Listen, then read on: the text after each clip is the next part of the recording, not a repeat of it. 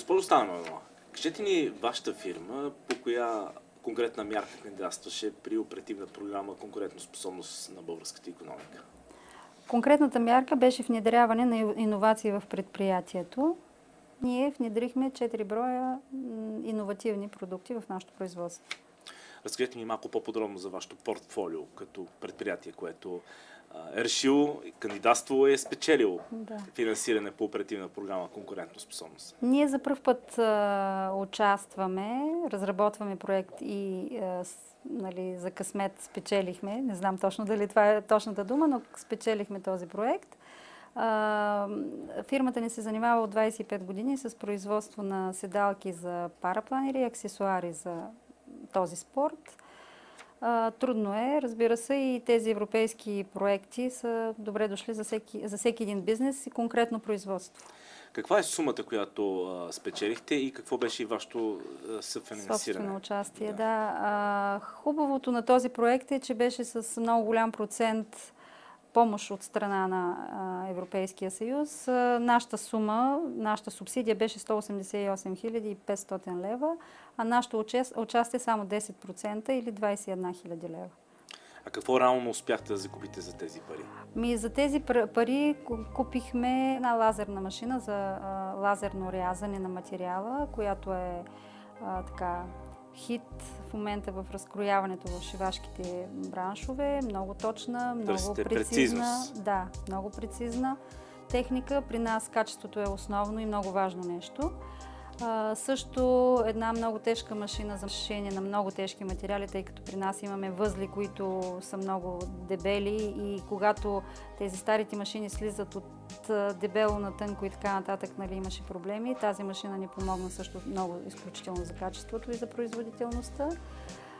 Друга още една машина също за тежки материали, 2 машини, с които пък разкрояваме колани и режем колани и велкра за топло и студено рязане на такива материали. Всички тези машини до сега не сме ги имали.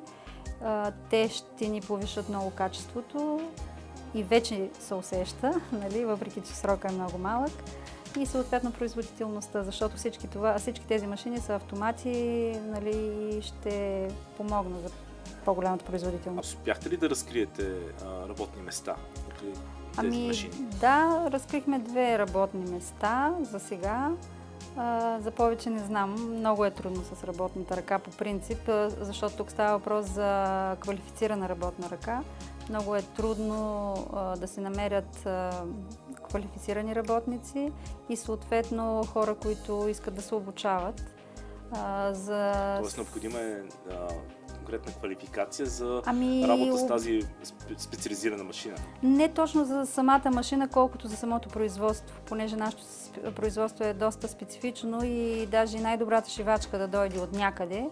При нас е необходимо около година, за да се обучи този човек за нашите продукти. Да. Просто са специфични неща. Те са шиени, работи се на машина, но са доста специфични.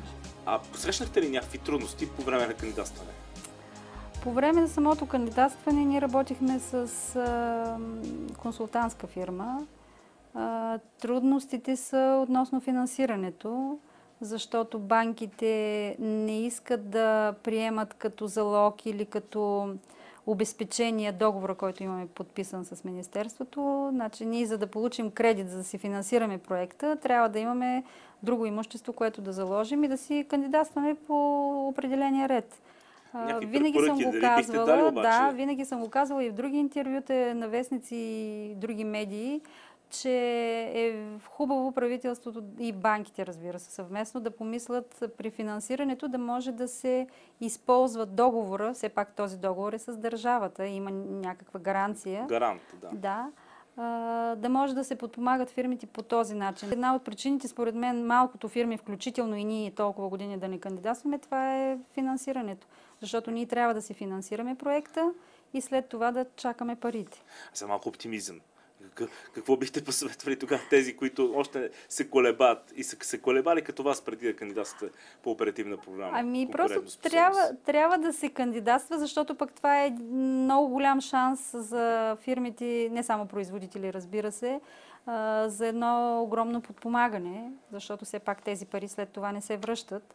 И за това, който работи честно и открито, трябва да опита и трябва да... Обаче, ако срещнат тези трудности с банковата институция, да се разколебаят ли, или да имат търпение да просто положат? Да имат търпение, по-скоро.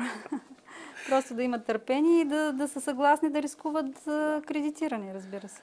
Сега, този въпрос е с предизвестен отговор, но ще ви го задам. Госпожо Стаменова, вие бихте ли кандидатствали отново за европейско финансиране? Да, разбира се. Нищо, че има трудности. По принцип, ние сме парашутисти хора и те са свикнали с трудностите. Така че, освен това, 25 години бизнес само с кредити, нали се сещате, че не е толкова лесно и трудностите не ни плашат, но все пак факта, че имаме едни от най-добрите машини в момента в света за такова производство, е достатъчно, за да човек отново да рискува.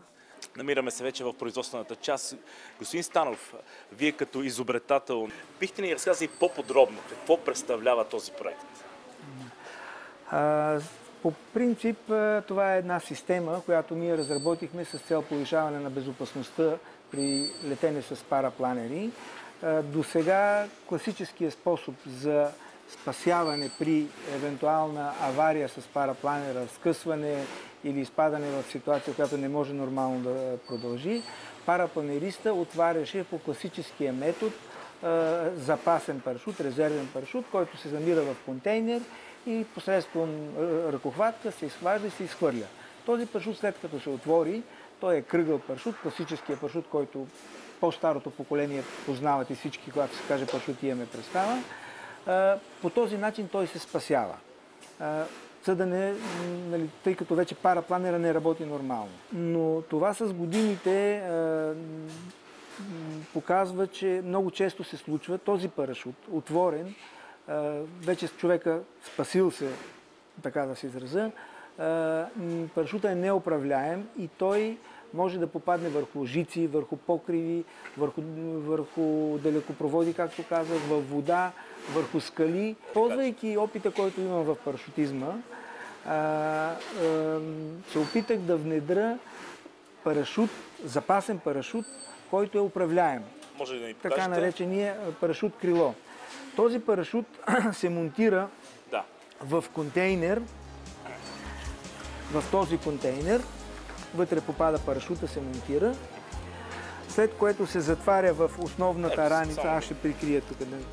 Това ли е реалният размер? Това е контейнера, това е размера, в който с катан парашута се събира вътре. Това е контейнера на парашута.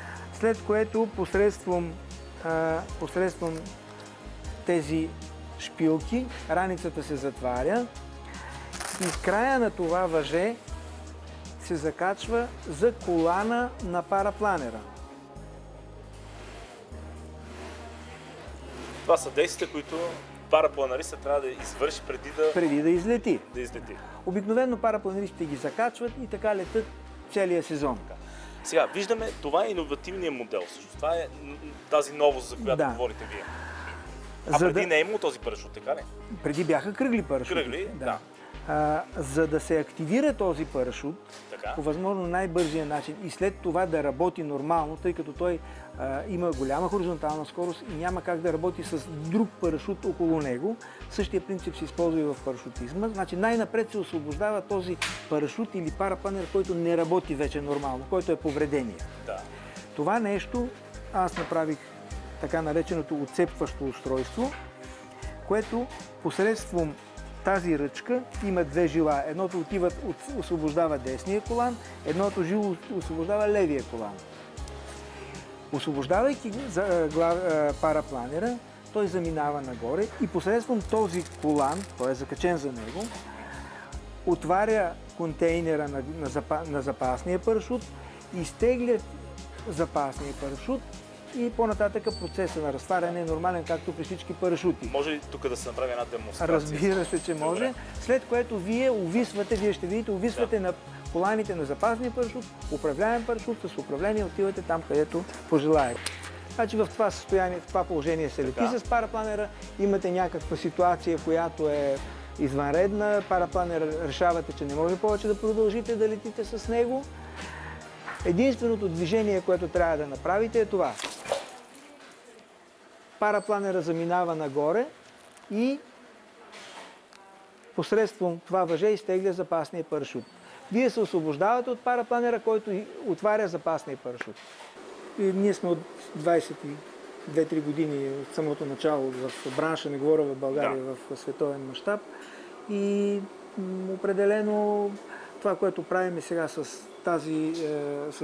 тази програма, изключително много ни помогна, тъй като стойността на машините, нашия бранш трудно би генерирал средства, които да отделиме и то без кредит, за да ги закупиме. Така че да не прозвучи някакси сервилно, но сме изключително благодарни на хората, които правят това нещо в България. В смисъл проектите, на Министерството на икономиката. Просто... Добре, благодаря ви за участието в вотът на потребителя, господин Станов.